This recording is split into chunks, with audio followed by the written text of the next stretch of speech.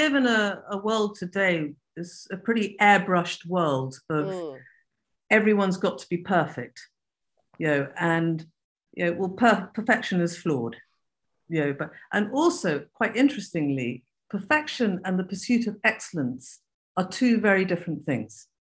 So in Taoism, perfection is akin to death. Wow. Yeah, because once you've reached it, Then game what? over, done. Yeah. It's finite, it's finished. Pursuit of excellence opens up. So then suddenly, and it often comes from our mistakes and our failures in life. Yeah. So we live in this world that we, through social media and just generally, that we're trying to always show our best selves.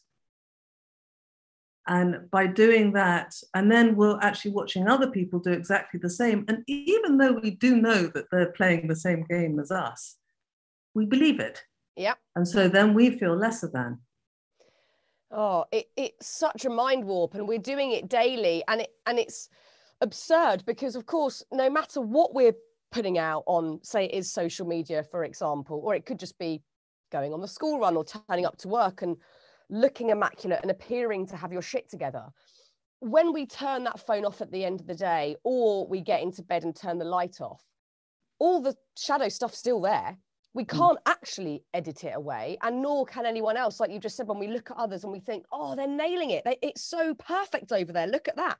Of course it's not. Everyone has this. And that's, again, a means for us to connect with others. Like I've got flaws or things in the shadow that I'm looking at, and I know you have too. And having that acceptance of our own shadows and other people's, that again, I guess is how we're going to feel connected to people.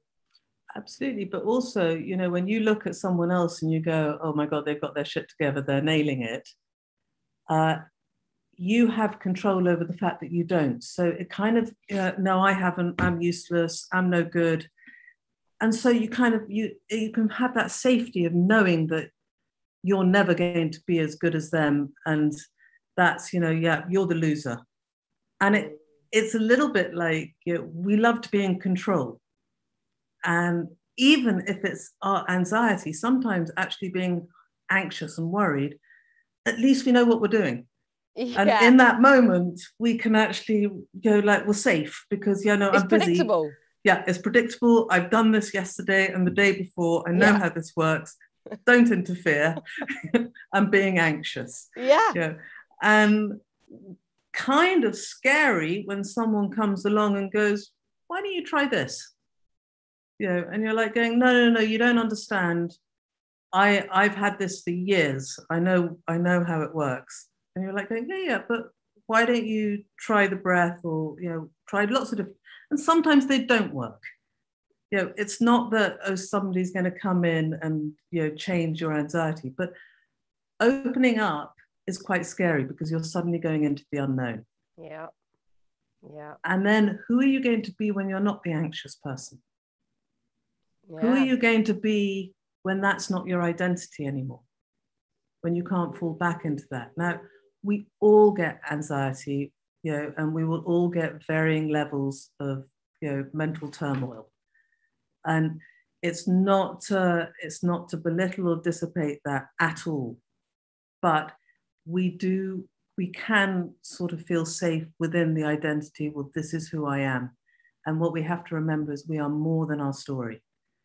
We are more than the labels that other people have put on us and we have put on us. Yes, you might be that, but you're more than as well. You're not the sum of it. Don't we? We've all got either I'm useless in relationships, I always fail at work, I'll never be as good as so-and-so, I'm rejected so often, I'm anxious. And we really, again, it's that self-limiting belief, and we live within that story. And of course, nothing is possible outside of that story because we believe it. And, it is scary to let that dissipate, but really it's liberating. It's really, really liberating. And that's at the heart of spirituality.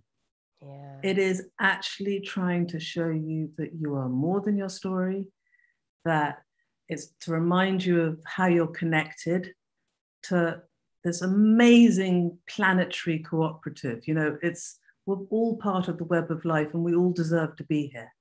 And how we are in everyday life affects other people, and it can change other people's lives just by that smile that you make. And they might all seem so inconsequential, but they're not.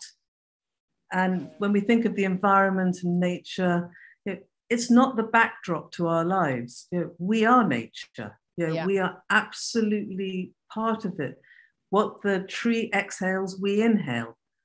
And that reminds you that you are always connected. And that's actually a really beautiful thing when you are feeling very low and you are feeling, because the one thing that when our mind comes off balance for whatever reason and we have unease or turmoil, is we start to feel disconnected. We start to isolate and we feel very separate. And the more separate we feel, the more alone we feel, and the more distance we feel to everything else around us. So these little steps of, even going into nature, and people tell us this and we go, yeah, nice idea. But no, go sit under a tree, and actually have your back to a tree. Go watch the bird, singing, and have beginner's mind again. And that is the most beautiful way to reconnect.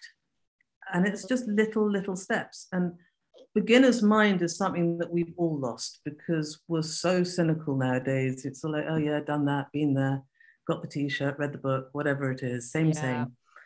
If you can look out at the bird singing in the tree and you go, yeah, bird, because we label everything. Yeah, bird, seen that. Fish, yeah, seen that. Fern, yeah, all right, done. No, yeah. It's like, hang on, have you actually, bird singing in tree? Forget that it's called a bird and forget that it's a tree. How? It's amazing. When you look up at the sky and you see a blanket of stars, or you see the full moon looking down on you, it's like, wow. And we're not that tired of it because we all spend our hard-earned money going around the world to see a certain waterfall or do something. And because it's our first time, it's amazing. But it's all around us. And with the people's. But you actually even do it with the people the people that you see today. And actually just pretend for the second that you're meeting them for the first time. That's what we do when we fall in love with people. We give them all our attention. We're fascinated by everything. And then we're, oh yeah, we know that. Oh, that's the irritating habit. Yeah, exactly. I love that. I think beginner's mind is such a wonderful thing for us to just all keep in our sights, because it's something that we can keep coming back to, even if that sort of notion of presence or stillness isn't quite attainable yet.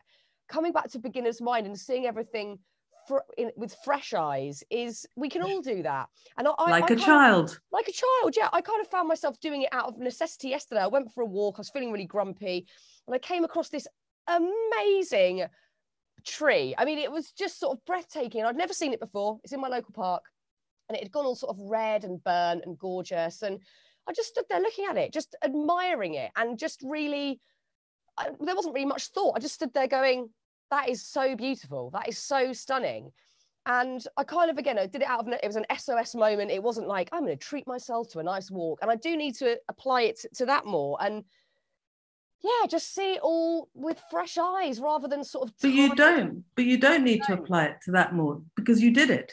Yeah. And well, I did it in a crisis moment rather than just but you still did it. Yeah. Beginner's mind is a Zen practice. And they also call it no mind, and it is a beautiful thing to do. And if I do any practice on a daily basis, it's that I'll just try and, I live just next door to the river. We've got a beautiful bridge that I walk over every day, and I'll just pretend it's the first time. And when they light it up at night, which they do, I pretend they're doing it for me. I love that. My bridge. Your bridge. Yeah, we need to. I reckon everybody listening to this now just needs to give that a try today. Just see everything with fresh eyes and sort of drop the labels and get, tuned into the awe of it and the beauty of it, or even just the uniqueness of it. Like we've got, this is so random, but we have these peregrine falcons that just hang out in the church spire opposite my house, and they go for periods of time. They just came back this week, and again we all just stood there going, oh my God, they're so loud and they're swooping so unbelievably quickly. And it is a moment of, that is cool. That is seriously cool to see that in action happening right now.